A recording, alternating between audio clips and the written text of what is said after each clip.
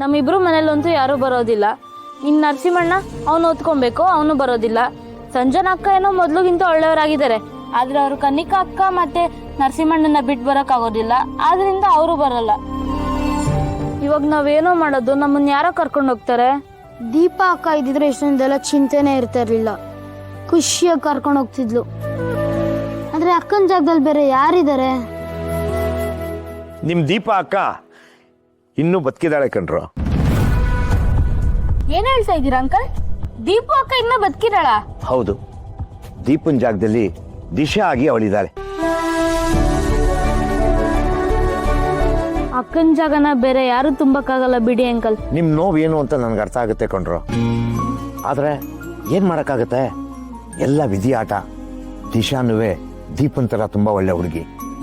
ಹೌದಾ ಅಂಕಲ್? ಹೌದು, ನೀವಿಬ್ರು ಈಗ ಬೆಂಗಳೂರಿಗೆ ಹೋಗ್ಬೇಕು ಅಂತ ಇದ್ದೀರಲ್ಲ, ಅಳಿಯಂದ್ರ ಮನೆಯಲ್ಲೇ ಇರಿ. ದಿಶಾ ನಿಮ್ಮನ್ನ ತುಂಬಾ ಚೆನ್ನಾಗಿ ನೋಡ್ಕೋತಾಳೆ. ಸರಿ ಅಂಕಲ್, ಹಾಗೆ ಮಾಡ್ತೀವಿ. ಹೌದು, ನೀವಿಬ್ಬರೇ ಬೆಂಗಳೂರಿಗೆ ಏನಕ್ಕೆ ಹೋಗ್ತಾ ಇದ್ದೀರಾ? ವಿಷಯನೇ ಗೊತ್ತಾಗ್ತಾ ಇಲ್ಲ. ನಾವಿಬ್ರು ಜಿಲ್ಲಾ ಮಟ್ಟದ ಸ್ಪೋರ್ಟ್ಸ್ಗೆ ಸೆಲೆಕ್ಟ್ ಆಗಿದ್ದೀವಿ ಅಂಕಲ್. ಹೌದೇನ್ರು? ಹೌದು ಅಂಕಲ್, ಆದ್ರೆ ಬೆಂಗಳೂರಿಗೆ ನಮ್ ಜೊತೆ ಯಾರು ಬರ್ತಾ ಇಲ್ಲ, ಅದಕ್ಕೆ ನಾವಿಬ್ರು ಹೋಗೋದ ಅಂತ ಯೋಚನೆ ಮಾಡ್ತಿದ್ವಿ. ನೀವೇನು ಯೋಚನೆ ಮಾಡಬೇಡಿ, ನಾನು ಇಬ್ಬರಿಗೂ ಬಸ್ ಹತ್ತಿಸ್ತೀನಿ. ನೀವು ಹೋಗುವಾಗ ನಮ್ಮ ಅಳಿಯಂದ್ರಿಗೆ ಫೋನ್ ಮಾಡಿ, ಅವರು ಅಲ್ಲಿ ನಿಮ್ಮನ್ನ ಇಳಿಸ್ಕೋತಾರೆ. ಆಮೇಲೆ ಚೆನ್ನಾಗಿ ಆಡಿ ಪ್ರಶಸ್ತಿ ಗೆದ್ದು ಬರಬೇಕು, ಗೊತ್ತಾಯ್ತಾ? All the best. Thank you uncle. ಆಗಲ್ಲ ಅಂದ್ರೆ ಆಗಲ್ಲ ಚಿರಾಗ್. ಪ್ಲೀಸ್ ಆಗಲ್ಲ ಅಂತ ಹೇಳ್ಬೇಡ್ರಿ. ಅಲ್ಲ ಚಿರಾಗ್, ಯಾರನ್ ಕೇಳಿ ಬೈಕ್ ತಗೊಂಡ್ ಬಂದ್ರಿ? ನಿಮ್ ಬೈಕಲ್ಲಿ ಕೂತ್ಕೊಡ್ತೀನಿ ಅಂತ ನಾನ್ ಹೇಳಿದ್ನ, ಅಥವಾ ಬೈಕ್ ರೈಡ್ಗೆ ಹೋಗ್ಬೇಕು ಅಂತ ನಂಗೆ ಆಸೆ ಇದೆ ಅಂತ ಹೇಳಿದ್ನ? ನಿಮ್ ಇಷ್ಟಕ್ಕೆ ನೀವ್ ಬೈಕ್ ತಗೊಂಡ್ ಬಂದು ಬೈಕ್ ರೈಡ್ಗೆ ಹೋಗ್ಬೇಕು ಅಂತ ಹೇಳಿದ್ರೆ ಹೆಂಗಾಗತ್ ಚಿರಾಗ್? ಬೆಳಿಗ್ಗೆ ತಾನೆ ಎಲ್ರೂ ಮುಂದೆ ನಿಮ್ ಬೈಕ್ ಮೇಲೆ ಕೂತ್ಕೊಂಡೆ ತಾನೆ, ಅಲ್ಲಿಗದ್ ಮುಗೀತು. ಮತ್ತೆ ಮತ್ತೆ ಫೋರ್ಸ್ ಮಾಡ್ಬೇಡಿ. I am not interested. I am interested about what? About bike ride. So ನಿಮ್ಮನ್ನ ಯಾರು ತಡೀತಿದ್ದಾರೆ? ಧಾರಾಳವಾಗಿ ಹೋಗ್ಬೇಕು. ಒಬ್ನೇ ಹೋಗಕ್ ಮಜಾ ಇರಲ್ಲ ರೀ. ಅಲ್ಲ, ನಿಮಗ್ ಮಜಾ ಬರಲ್ಲ ಅಂದ್ರೆ ನನ್ನನ್ನ ಯಾಕೆ ಕರೀತಿದ್ದೀರಾ? ಹಂಗಂತಲ್ಲ, ಕಂಪ್ನಿಗೋಸ್ಕರ, ನಿಮ್ ಖುಷಿಗೋಸ್ಕರ ಕರೀತಿದ್ದೀನಿ, ಬನ್ರಿ. ಚಿರಾಗ್, ನಾನು ಇಲ್ಲೇ ಖುಷಿಯಾಗಿದ್ದೀನಿ. ಆ ಖುಷಿ ಡಬಲ್ ಆಗತ್ ನನ್ ಜೊತೆ ಬಂದ್ರೆ. ಪ್ಲೀಸ್ ರೀ, ಪ್ಲೀಸ್ ಪ್ಲೀಸ್. ನೋ ಚಿರಾಗ್. ಏನ್ ದಿಶಾ, ಬೈಕ್ ರೈಡ್ ಬರಲ್ಲ ಅಂತೀರ ನೋಡಿ. ಫೋನ್ ಕೂಡ ನೀವು ಬರ್ಬೇಕು ಅಂತ ಹೇಳ್ತಾ ಇದೆ. ಏನ್ ಸಿಲಿಯಾಗಿ ಮಾತಾಡ್ತಿದ್ದೀರಾ? ಯಾರು ಅಂತ ಫೋನ್ ಎತ್ ನೋಡಿ. ಅರೆ, ಫೋನ್ ಮಾಡಿರೋದು ನಿಮ್ ತಮ್ಮ. ಯಾರು? ಗಣಿ. ಹೌದಾ? ಎಲ್ಲಿ ತೋರಿಸಿ.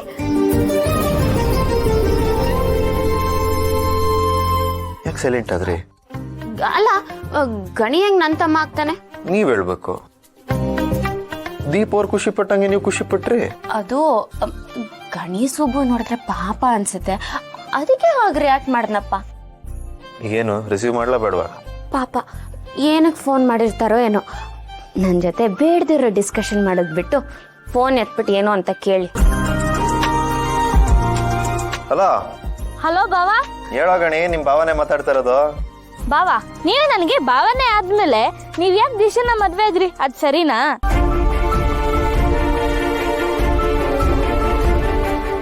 ಏನಪ್ಪ ಮಾಡೋದು, ಪರಿಸ್ಥಿತಿ ಹಂಗಿತ್ತು, ಮದ್ವೆ ಆಗ್ಬೇಕಾಯ್ತು.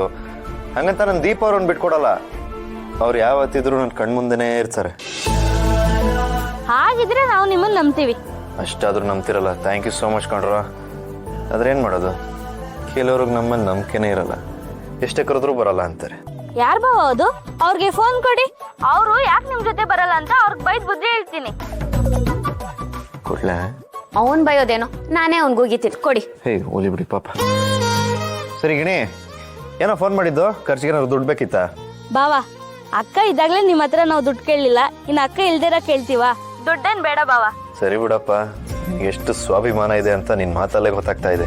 ಏನಿಲ್ಲ ಬಾವಾ, ನಾಳೆ ಬೆಂಗಳೂರಿಗೆ ಬರೋಣ ಅಂತ ಅನ್ಕೊಂಡಿದೀವಿ, ಅದಕ್ಕೆ ಫೋನ್ ಮಾಡಿದೆ. ಬೆಂಗಳೂರ್ಗ ಯಾಕ್ರ? ನಿಮ್ ದಿಶಾಕ್ಕ ನೋಡಕ್ ಬರ್ತಿದ್ದೀರಾ? ಬಾವಾ, ಅವ್ರನ್ನ ನೋಡಿ ನಮ್ಗೇನಾಗ್ಬೇಕು? ನಾವು ಬರ್ತಿರೋದು ಸ್ಪೋರ್ಟ್ಸ್ ಅಲ್ಲಿ ಪಾರ್ಟಿಸಿಪೇಟ್ ಮಾಡಕ್ಕೆ. ಹೌದಾ? ಹ್ಞೂ ಬಾವಾ, ನಾನು ಸುಬ್ಬು ಇಬ್ರು ಜಿಲ್ಲಾ ಮಟ್ಟದಲ್ಲಿ ಸ್ಪೋರ್ಟ್ಸ್ಗೆ ಸೆಲೆಕ್ಟ್ ಆಗಿದ್ದೀವಿ. ಕಂಗ್ರಾಟ್ಸ್ ಕಣ್ರ. ಥ್ಯಾಂಕ್ಸ್ ಬಾವಾ.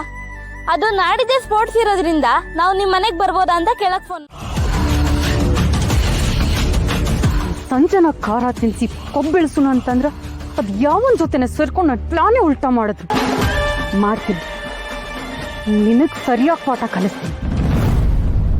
ನೀನ್ ಎಷ್ಟೇ ಪ್ರಯತ್ನ ಪಟ್ರು ನನ್ನ ವಿರುದ್ಧ ಏನು ಮಾಡಕ್ಕಾಗಲ್ಲ.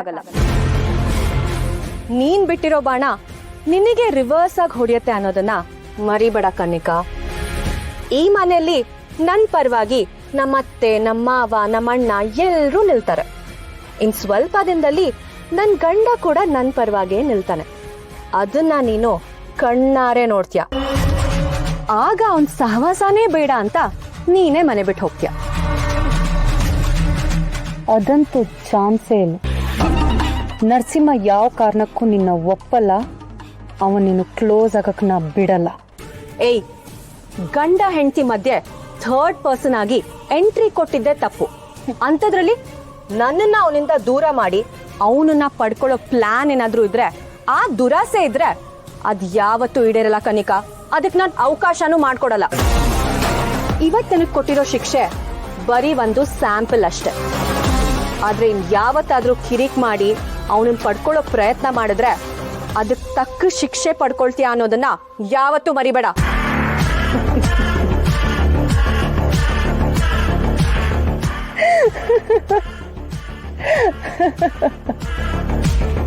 ಇಷ್ಟು ದಿವಸದ ಒಂದು ಲೆಕ್ಕ, ಇನ್ನು ಮ್ಯಾಗ್ ಇನ್ನೊಂದು ಲೆಕ್ಕ.